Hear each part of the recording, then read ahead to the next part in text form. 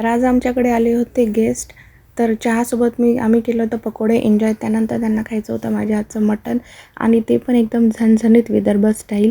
तर त्यांना माझ्या हातचं मटण नॉनव्हेज आवडतं, कारण मी थोडं स्पायसी बनवते म्हणून. तर त्यांना स्पायसीच खायचं होतं.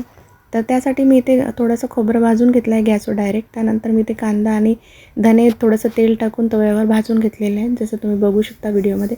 त्यानंतर मी याची ग्राइंड पेस्ट करून घेतली आहे मिक्सरमध्ये. कुकरमध्ये मी तेल घेतलं आहे, त्यामध्ये टाकले आहे तेजपान, आणि एक मीडियम साईजचा कांदा मी इथे बारीक चॉप करून घेतला होता, तो ॲड केलेला आहे. त्यानंतर मी 2 चम्मच इथे लसूण अद्रकची पेस्ट ॲड करून घेतलेली आहे, तुम्ही बघू शकता. तर मी आज मटण वेगळं शिजवणार नव्हती, तर मी आज मटण डायरेक्ट फोडणी घालून नंतर शिजवणार आहे. त्यानंतर लसूण अद्रकची पेस्ट छान झाली आहे, तेल सुटलं आहे. त्यानंतर आपण जे मिक्सरमध्ये वाटण केलं होतं खोबरं आणि कांदा धनेचं, ते मी ॲड करून घेतलेलं आहे. आणि 2 चम्मच मी इथे खडे मसाल्यांचं पावडर ॲड केलेलं आहे, जो मी घरीच बनवलेला आहे. त्यानंतर मी इथे टमाटर, एक मीडियम साईजचं टमाटर ॲड केलेलं आहे. तर मी आज दही वगैरे यूज करणार नव्हती, तर मी कधी टमाटर, कधी दही किंवा कधी दोन्ही पण ॲड करत नाही, तर कधी वेगवेगळं बनवते. त्यानंतर मी इथे ॲड केलं आहे हळद, तिखट, मीठ, घरगुती मसाला, आणि मी इथे काळा मसाला ॲड केलेला आहे, तो मी चिकन मटनमध्ये यूज करायसाठी ठेवलेला आहे, तो मी इथे ॲड करून घेतला आहे. तो पण घरीच बनवलेला आहे. तर तुम्ही बघू शकता आता इथे छान असं आपलं वाटण म्हणजे शिजलेला आहे मसाला.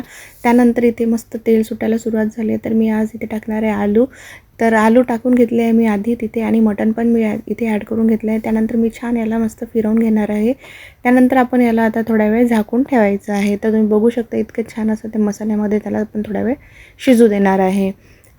तर ही रेसिपी आमच्या म्हणजे गेस्टला पण शिकायचं होतं, त्यांना बघायची होती की मी कशा पद्धतीने बनवते, आणि मला पुष्कळ जणांनी ही रेसिपी मागितली होती. त्यानंतर मी इथे मिक्सरच्या भांड्यामध्ये थोडंसं पाणी ॲड करून, ते पाणी फक्त ॲड करून घेतलं होतं. त्यानंतर मी ते झाकण लावून त्याला 2-3 शिट्टीमध्ये शिजवून घेतलं होतं. तुम्ही बघू शकता इथे छान आपलं मटण आता थोडं शिजलं आहे. पण थोडंसं मला अजून वाटत होतं की शिजू द्यायला पाहिजे, म्हणून मी याला थोडंसं पाणी गरम साईडला करायला ठेवलं होतं. ते पाणी मी गरम ॲड केलेलं आहे यामध्ये, आणि परत याला छान असं गॅसवर शिजू दिलं आहे. तुम्ही बघू शकता याला इतकं छान असं आपलं मटण पण शिजलं आहे, आणि छान याला तरी पण आलेली आहे.